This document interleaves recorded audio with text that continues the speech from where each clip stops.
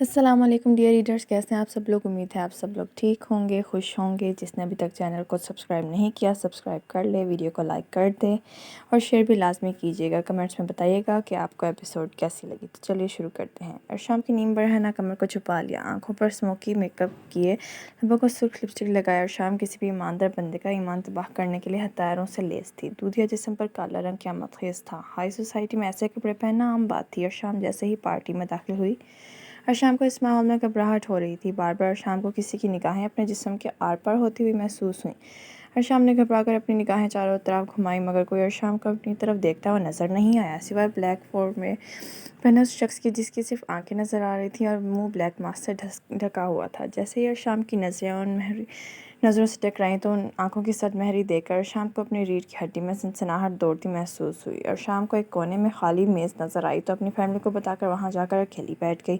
اس نے جانا کہ تاریخ ممکن نہیں اور شام کو اپنے کانوں کے پاس گرم سانسیں نکلتے ہوئے محسوس ہوئیں اور شام کے لیے ان سانسوں کی تپش برداشت سے باہر ہونے لگی۔ ٹیبل اور شام کے بال کمر سے ہٹا کر ٹیبل اور شام کی سفید بے داغ کمر پر اپنی شدت نچھاور کرنے لگا۔ اندھیرا ہونے کی وجہ سے ڈیول کو کسی شے کا خوف نہیں تھا۔ ڈیول اور شام کو اپنے ارد گرد ڈیول کی مخصوص پرفیوم کی خوشبو پھیلی محسوس ہوئی اور ساتھ ہی ڈیول کا لمس اپنی برہنہ کندھے پر محسوس ہوا۔ سردی کی ایک لہر شام کے وجود میں سما گئی۔ تمہارا یہ مرمری سنگ مرمر جیسا وجود صرف میری شدتیں سہنے کے لیے ہے۔ تمہارے اس وجود پر میرا حق ہے۔ تمہیں بالکل حق نہیں کہ تم غیر مردوں کو لبھانے کی کوشش کرو۔ تمہارے وجود کے تمام نشیب و فراز صرف میرے لیے ہیں، صرف میرے لیے۔ آئندہ ایسا لباس کسی اور کے سامنے بالکل مت پہننا۔ ڈیول نے اور شام کے لبوں پر اپنا ہاتھ رکھتے ہوئے سرد لہجے میں ایسے کپڑے پہننے سے منع کیا۔ تم ہو کون مجھے ایسا کہنے والے؟ اور شام نے ہمت کر کے آخر ڈیول سے پوچھ ہی لیا، کیوں بنا کسی رشتے کے ڈیول اس کے وجود پر اپنی منمانیاں کرتا ہے؟ بہت جلد اس سوال کا جواب ملے گا۔ کون ہوں میں؟ ڈیول کے جذبات اور شام کو کالے لباس میں دیکھ کر بے لگام ہونے لگے۔ ڈیول کی سانسیں اور شام کے بالوں کی مہک کو محسوس کرتے ہی بے قرار ہونے لگیں اور شام کی کم سن جوانی ڈیول کے جذباتوں کو بڑھا رہی تھی۔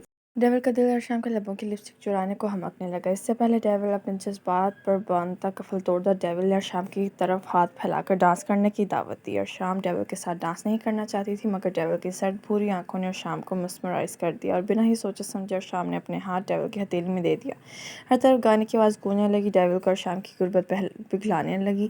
لمحہ لمحہ بڑھتی ہوئی سانسوں کی رفتار بوجھل آنکھیں زبان پر قفل باندھے ڈیول اور شام کے ساتھ ڈانس کرنے میں مصروف تھا۔ فارسی کا مشہور گانا جانے من پوری زور شور سے بج رہا تھا۔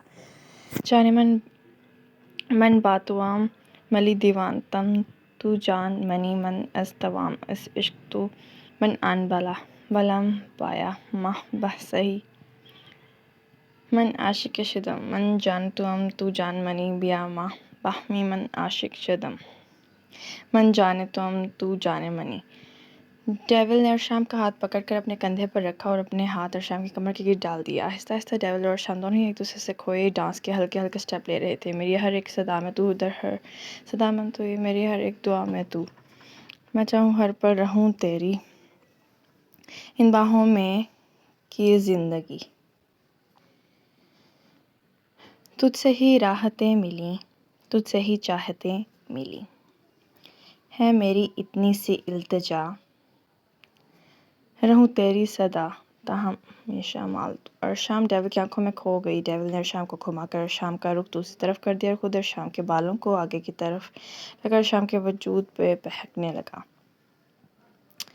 من باتوان توئی وجودن من یمانم ہمیشہ من جانے توام تو جانے من۔